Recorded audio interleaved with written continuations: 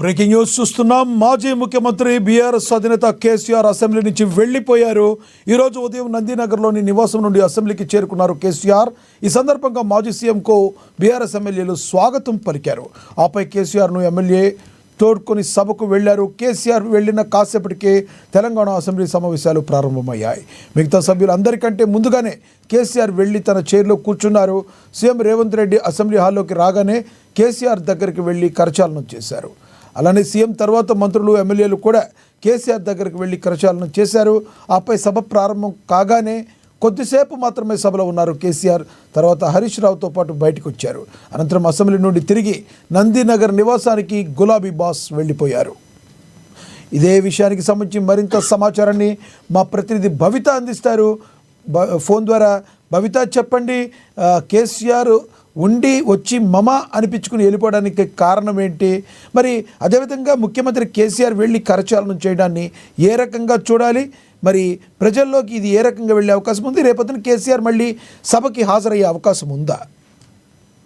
ఈ రోజు నుంచి శీతాకాల అసెంబ్లీ సమావేశాలు ప్రారంభమయ్యాయి. దాదాపు 4 రోజుల పాటు ఈ అసెంబ్లీ సమావేశాలు జరగనున్నాయి. అసెంబ్లీ సమావేశాలకు సంబంధించి గతంలో ఏదైతే బడ్జెట్ సమావేశాలకు హాజరైనటువంటి కేసీఆర్ అదే రోజు సభ ప్రారంభం కావడము ఒక 2-3 నిమిషాలు మినహాయించి ఎక్కువసేపు కూడా సభలో లేరు. అయితే మళ్ళీ వెంటనే సభలో అంటే అసెంబ్లీ సమావేశాలకు సంబంధించి హాజరైనట్టుగా సంతకం చేయడం, మళ్ళీ వెళ్ళిపోవడం, ఇదే కంటిన్యూ అవుతూ వస్తుంది గత 2 సంవత్సరాల నుంచి కూడా. అయితే ఈ రోజు కూడా అదే విధంగా సేమ్ సీన్ రిపీట్ అయిందని చెప్పాలి. సభా సమావేశాలు ప్రారంభం కావడానికి ముందు ఒక 5 నిమిషాల ముందు కేసీఆర్ అసెంబ్లీకి చేరుకున్నారు.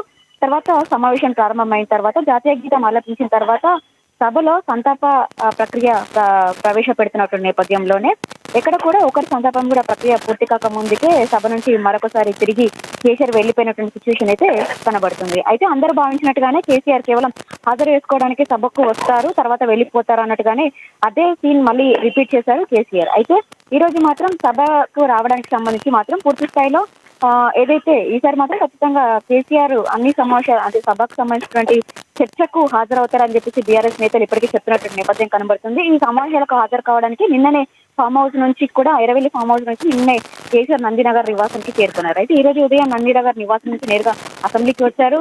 అసెంబ్లీకి సంబంధించినటువంటి వచ్చిన తర్వాత బీఆర్ఎస్ హాల్ కి సంబంధించి ఆ హాల్లో వెళ్ళి కాసేపు కూర్చుని దాని తర్వాత అసెంబ్లీ హాల్లోకి వెళ్ళినటువంటి సిచ్యువేషన్ అయితే కనబడుతుంది. అయితే అసెంబ్లీ హాల్లో వెళ్ళిన తర్వాత సమావేశాలు ప్రారంభమైన తర్వాత కొంత ఆసక్తికర సన్నివేశాలు చోటు చేసుకున్నాయని చెప్పుకోవచ్చు. ఎందుకంటే కేసీఆర్ జనగణమన ఆలాపన అయిపోయిన తర్వాత కూర్చున్నటువంటి కేసీఆర్ దగ్గరికి వెళ్ళి సీఎం రేవంత్ రెడ్డి అంటే షేక్ హ్యాండ్ ఇచ్చినట్టుగా కూడా మనకు ఉన్నటువంటి సమాచారం. షేక్ హ్యాండ్ ఇవ్వడంతో పాటు ఉన్నటువంటి మంత్రులందరూ కూడా కేసీఆర్ దగ్గరికి వెళ్ళి షేక్ హ్యాండ్ ఇచ్చారు. దాని తర్వాత కేసీఆర్ యొక్క యోగక్షేమాలు అడిగినట్టుగా తెలుస్తుంది. ఎందుకంటే అసెంబ్లీ సమావేశాలు అదైతే అసెంబ్లీ ఎన్నికలు జరిగిన తర్వాత కేసీఆర్ కొంత అనారోగ్యానికి గురి కావడము, అప్పుడు కింద పడి కాలు విరగడము, ఇలాంటి సిచ్యువేషన్స్ చోటు చేసుకోవడం. దాని తర్వాత కంటిన్యూస్ గా కేసీఆర్ అప్పుడప్పుడు కూడా యశోద హాస్పిటల్కి వెళ్ళి తన యొక్క హెల్త్ చెకప్ ని చేసుకుంటూ ఉంటారు. అయితే ఈ నేపథ్యంలోనే కేసీఆర్ కి షేక్ హ్యాండ్ ఇచ్చిన తర్వాత ఇటు రేవంత్ రెడ్డితో పాటు ఇతర మంత్రులందరూ కూడా వారి యొక్క